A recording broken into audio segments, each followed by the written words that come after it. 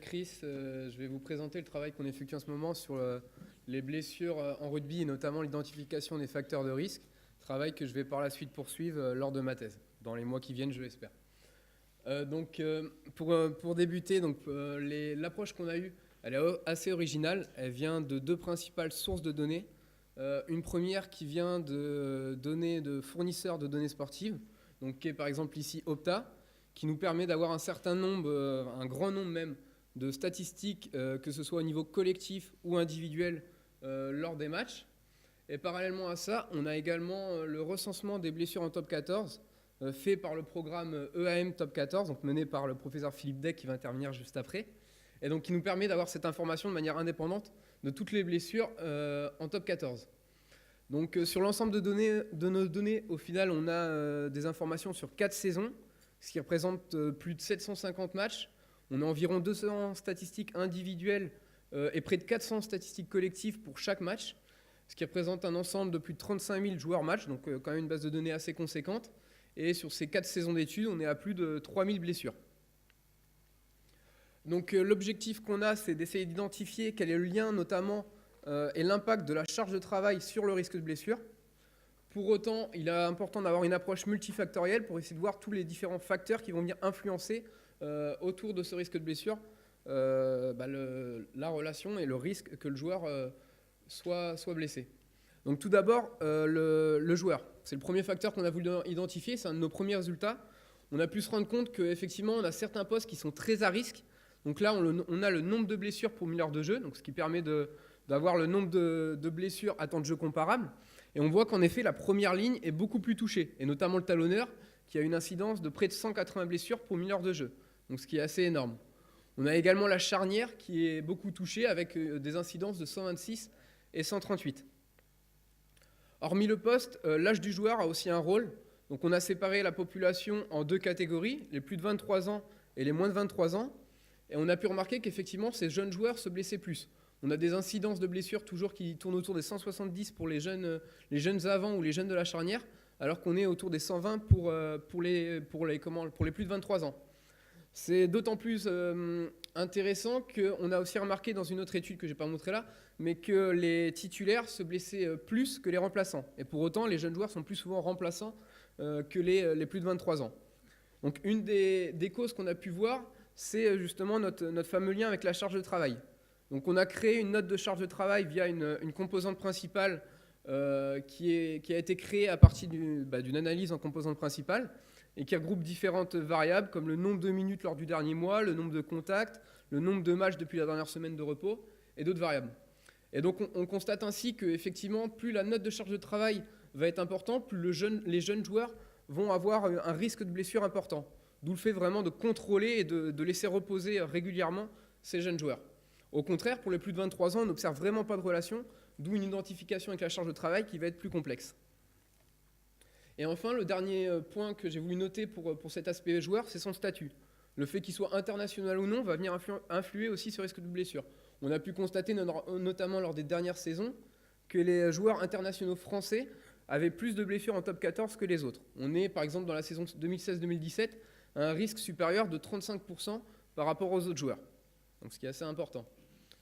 En dehors du joueur, le moment joue aussi un rôle, que ce soit lors de la saison ou lors du match. Alors tout d'abord, lors de la saison, on a splitté la saison en 3 tiers à peu près équivalents en termes de nombre de matchs.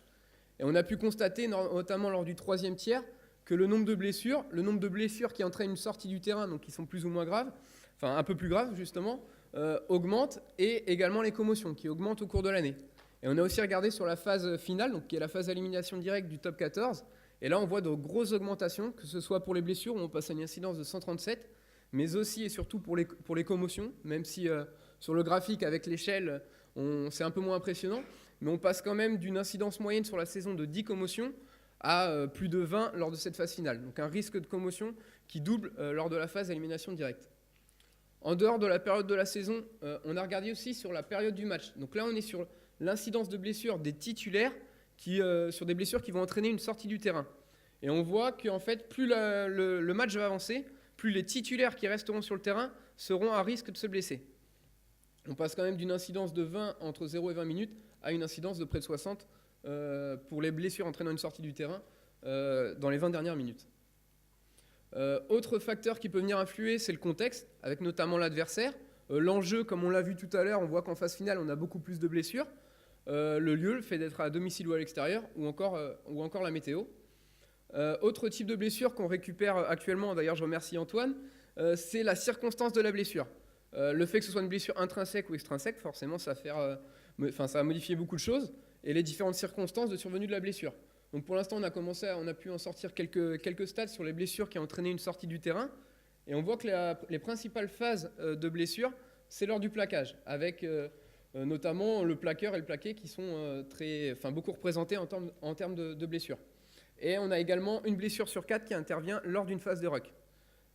Pour ces blessures sur plaquage, on a pu remarquer aussi que près de la moitié, donc que ce soit aussi bien le plaqueur que le plaqué, on a près de 44% de blessures qui ont lieu lors d'un plaquage à deux. Donc des situations forcément très à risque. Et enfin, peut-être le plus important, quel type de blessure ? On a pu identifier tout à l'heure, quand on a regardé sur les moins de 23 ans, plus de 23 ans, que les plus de 23 ans, on avait du mal à identifier un lien avec la charge de travail. Autant sur certains types de blessures, comme ici les blessures musculaires, on peut observer cette relation. On voit que plus le nombre de matchs, par exemple ici, le nombre de matchs depuis la dernière semaine de repos, plus il va être important, et plus cette incidence de blessure, même si l'intervalle de confiance est plus grand sur la fin, plus ce risque de blessure va être important. Donc la localisation, le type, le fait que ce soit une blessure pour laquelle le joueur a déjà été blessé, vont aussi être importants à prendre en compte. Donc tous ces facteurs vont devoir être modélisés ensemble pour essayer d'identifier au mieux les joueurs à risque ou non. Cependant, ce qui nous intéresse en priorité, c'est la charge de travail, puisque parmi ceux-ci, c'est le seul qui reste maîtrisable, et donc sur lequel on va pouvoir agir pour essayer de diminuer le risque de blessure. Donc pour cela, on a réalisé différents types de modélisation. Donc pour l'instant, on a fait différents modèles mixtes pour prendre en compte cette corrélation intrajoueur, puisqu'on est sur des données joueur-match, donc forcément plusieurs observations pour un même joueur. Et donc on peut avoir, grâce à ces modèles, un effet aléatoire qui va servir de pondération du joueur et qui permettra de modéliser son degré de fragilité, et donc d'avoir un modèle individualisé pour chaque joueur. Par la suite, lors de ma thèse, on va aussi réaliser des modèles conjoints, donc qui est une combinaison de modèles mixtes et d'analyse de survie, qui permettront d'avoir des estimations du temps de survenue de la blessure.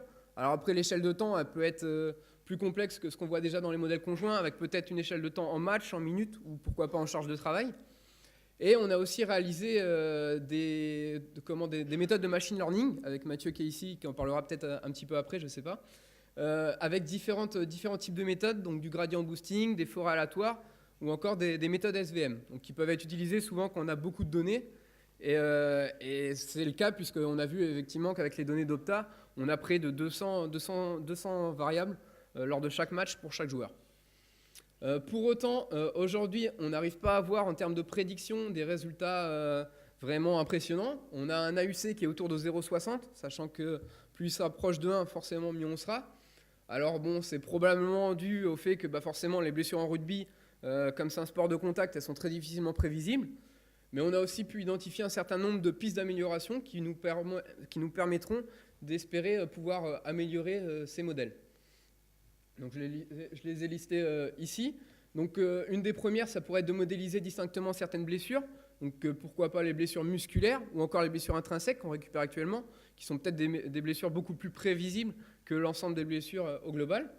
On pourra aussi utiliser des méta-algorithmes comme des méthodes de bagging, boosting ou stacking pour avoir de meilleurs résultats, notamment par exemple sur nos modèles mixtes.